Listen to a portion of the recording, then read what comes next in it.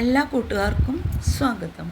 ഞാൻ ജരാസന്ധനെക്കുറിച്ച് ഇതിനു മുമ്പ് ഒരു ഷോർട്ട് വീഡിയോ ഇട്ടിരുന്നു. ജരാസന്ധ വധമാണ് ഇടുന്നത്. അപ്പോൾ നമുക്ക് ജരാസന്ധനെ ഓർക്കുന്നില്ലേ? മഹാഭാരതം എന്ന ഇതിഹാസ കഥയിലെ മഗധ രാജാവിൻ്റെ പുത്രനാണ്. അതിനെപ്പറ്റി ഞാൻ നേരത്തെ വിവരിച്ചിരുന്നു.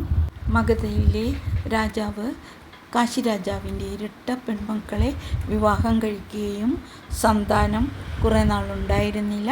അപ്പോൾ ഒരു മഹർഷി രാജ്യം സന്ദർശിക്കുകയും ഒരു ദിവ്യ പഴം അവർക്ക് കൊടുക്കുകയും അത് സമമായി ഭാഗിച്ച് രാജാവ് ഭാര്യമാർക്ക് കൊടുക്കുകയും അവർക്ക് ഗർഭം ധരിക്കുകയും കുട്ടിയുണ്ടാവുകയും ചെയ്തു.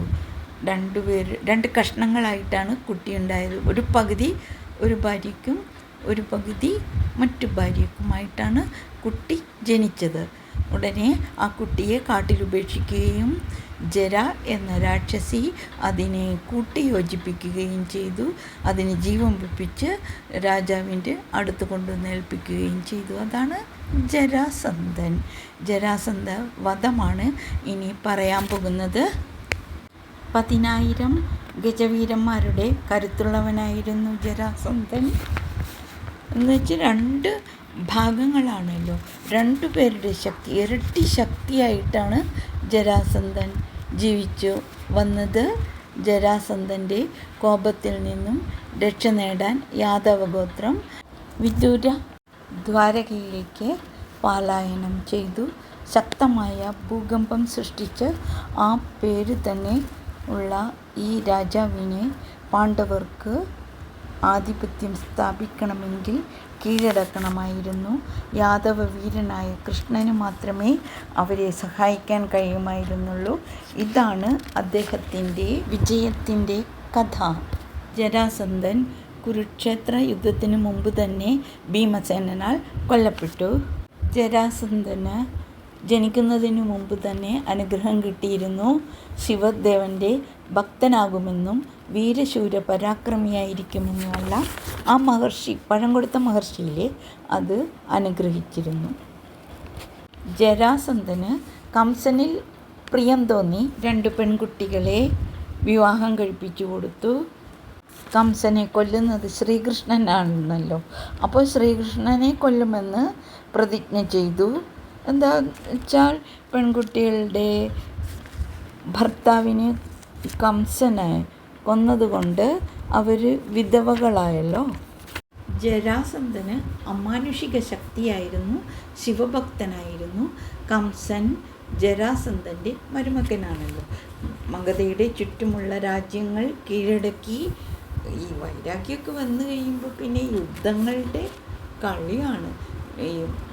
ജരാസന്ധൻ്റെ മക്കളെ വിധവകളാക്കി കൃഷ്ണനോട് വൈരാഗ്യമുണ്ടായി. അങ്ങനെയാണ് കൃഷ്ണനെ കൊല്ലുമെന്നും ഒക്കെ പറഞ്ഞ് പിന്നെ അങ്ങോട്ട് വൈരാഗ്യം മൂത്ത് വളരെ യുദ്ധത്തിൻ്റെ പോരാട്ടമാണ് കാണുന്നത്. ജനനം കൊണ്ടും ജീവിതം കൊണ്ടും മരണം കൊണ്ടും വ്യത്യസ്തനായ ജരാസന്ധൻ അങ്ങനെ വ്യത്യസ്തനായിരുന്നു. ജനനം കൊണ്ട് തന്നെ 2 കഷ്ണങ്ങളായിട്ടാണല്ലോ ജനിച്ചത്.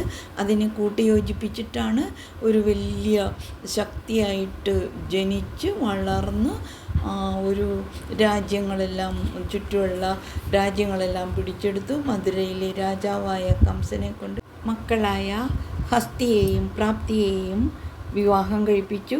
കൃഷ്ണൻ കംസനെ വധിച്ചതോടുകൂടി പ്രതികാരം ചെയ്യാൻ ശ്രമിച്ചു. എന്താ വെച്ചാൽ അവരുടെ മക്കൾ വിധവകളായല്ലോ. മധുരയിലേക്ക് ആക്രമണം നടത്തി.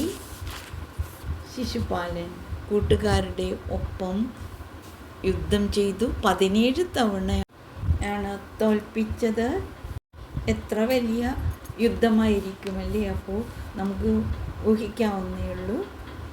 കൃഷ്ണനും ബലരാമനും ചേർന്ന് 18ാം തവണ ജരാസന്ധനെ തോൽപ്പിച്ചു. 18ാം തവണയും അദ്ദേഹം മധുരയെ ആക്രമിച്ചു. പാണ്ഡവർ ഇന്ദ്രപ്രസ്ഥം രൂപീകരിച്ചു. യുധിഷ്ഠിരരെ രാജാവാക്കി ചക്രവർത്തി ആക്കുന്നതിനുള്ള രാജസൂയ യജ്ഞം നടത്താൻ തീരുമാനിച്ചു.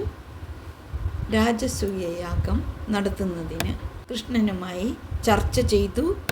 ജരാസന്ധന് ജീവനുള്ള കാലം വരെ ഈ നടത്താനാവില്ല. എന്താ, പരാക്രമശാലിയും ബലവാനുമാണ് ജരാസന്ധൻ, അത്രയ്ക്ക് ശക്തിശാലിയാണ്. 86 രാജാക്കന്മാരെ തടവിലാക്കി, 100 പേരെ തടവിലാക്കി കഴിഞ്ഞാൽ പിന്നെ ജരാസന്ധനെ വധിക്കാൻ കഴിയില്ല.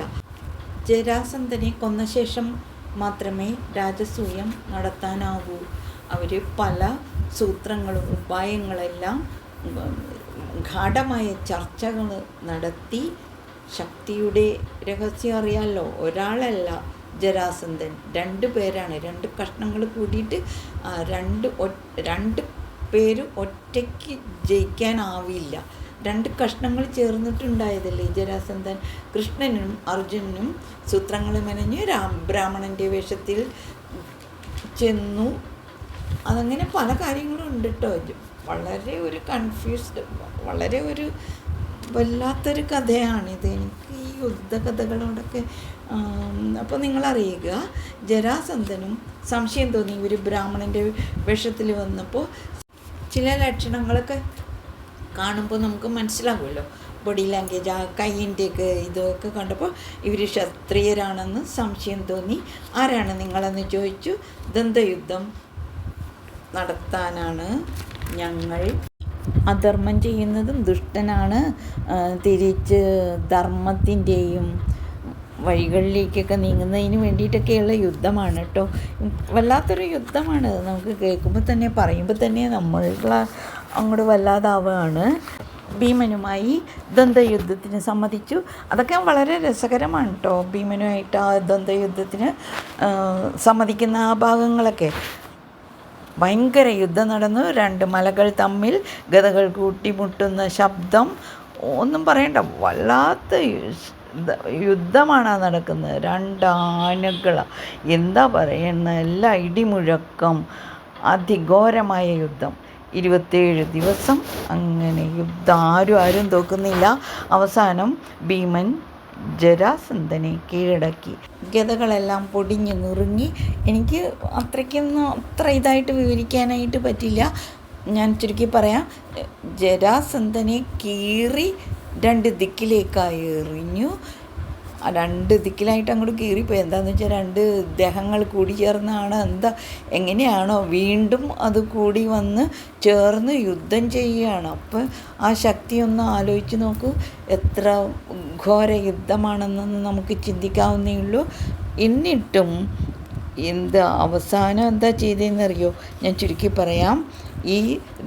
ഇത് കൂടിച്ചേരാതിരിക്കാൻ, ഈ ദേഹം കൂടിച്ചേരാതിരിക്കാനായിട്ട് ഒരു വലതുവശം ഇടത്തേക്കും ഇടതുവശം വലത്തേക്കും അവസാനം കീറിയെറിഞ്ഞു. അപ്പോൾ അത് അവിടെ പരാജയം സംഭവിക്കുകയാണ്.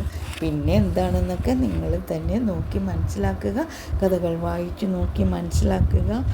എനിക്ക് ഇത്രയൊക്കെ തന്നെ പറയാനേ പറ്റുള്ളൂ. ഇതിൻ്റെയൊക്കെ പിന്നിൽ ശ്രീകൃഷ്ണൻ്റെ കരങ്ങളാണല്ലോ. കുന്തിപുത്രനായ ഭീമൻ, അനിയൻ അർജുനൻ, അങ്ങനെ എല്ലാവരും 27 ദിവസം ഭയങ്കര യുദ്ധം. പിന്നെ ഉറങ്ങുന്ന പോലെ കിടക്കുന്നതൊക്കെ ഉണ്ട് കേട്ടോ ശ്രീകൃഷ്ണൻ. അപ്പോൾ ഉറങ്ങുമ്പോൾ ഒന്നും യുദ്ധം ചെയ്യാൻ പാടില്ല. അതുപോലെ തന്നെ ഒറ്റ രാത്രി കൊണ്ട് തന്നെ കടലിൻ്റെ തീരത്തേക്ക് ദ്വാരകാപുരി നിർമ്മിക്കുന്നതും അവിടേക്ക് ജനങ്ങളെ മാറ്റുന്നതും എല്ലാം കഥകളിലുണ്ട്. ജരാസന്ധൻ വന്ന് മധുരയ്ക്ക് വീണ്ടും തീയിടുന്നതും, അങ്ങനെ കഥകൾ പോകുന്നു. ശ്രീകൃഷ്ണനും ബലരാമനും അവരുടെ ശക്തി ഉപയോഗിച്ച് രക്ഷപ്പെടുന്നു.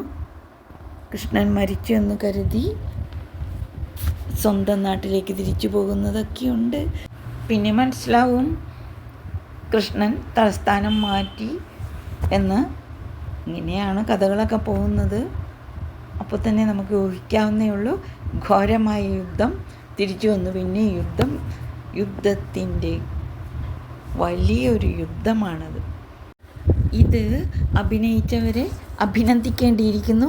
ഷിജു തോമസിനും വൈഫിനും അഭിനന്ദനങ്ങൾ. നമുക്ക് പറയാൻ തന്നെ പറ്റുന്നില്ല. അപ്പോൾ ഇത് അഭിനയിക്കുന്നവരുടെ നില എന്തായിരിക്കുമെന്ന് അറിയാലോ. കുപ്പുകൈയോടെ ലക്ഷ്മി ശിവ്.